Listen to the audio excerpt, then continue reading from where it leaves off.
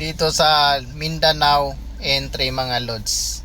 Nakakalito dito lalong lalo na kapag first time mo at matapat ka ng tag-ulan na dumaan dito o kahit gabi mga lodi. Dapat dito pag pumasok ka dito sa may Mindanao entry ay dapat mabagal ka lang at tingnan mo yung signage kung saan ka pupunta. Dahil nakakalito talaga dito mga lods. Tapusin mo tong aking video mga lodi para malaman mo kung bakit nakakalito dito. Maski ako nung una kong pasok talaga dito ay talagang grabe. Nagkamali pa ako mga lods. Napabalik ulit ako dito sa pinasukan ko. Tingnan mo na lang mga lods.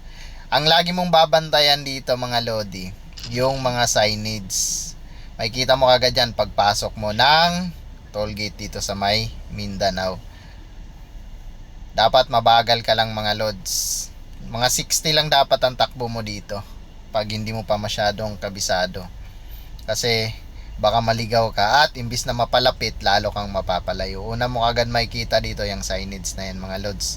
Kung papunta ka ng Tarlac mga lodi, yan, sundan mo yan. Eto, pagdating dito meron ulit yan ditong pasanga. Yan, may nakalagay ulit yan dyan na signage. Tingnan mo lang din yan kung saan ang punta mo. Sundan mo lang talaga yan. May pasanga ulit dito mga lods. O, diba?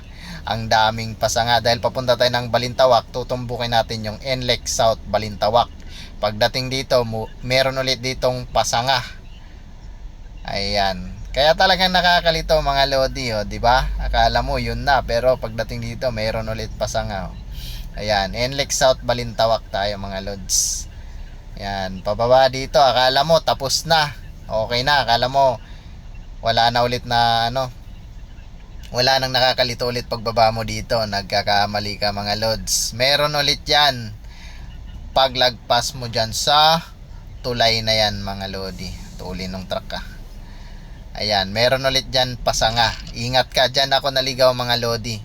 Napakanan ako dyan. Napabalik ulit ako ng Mindanao. Ayan o. Oh, di ba?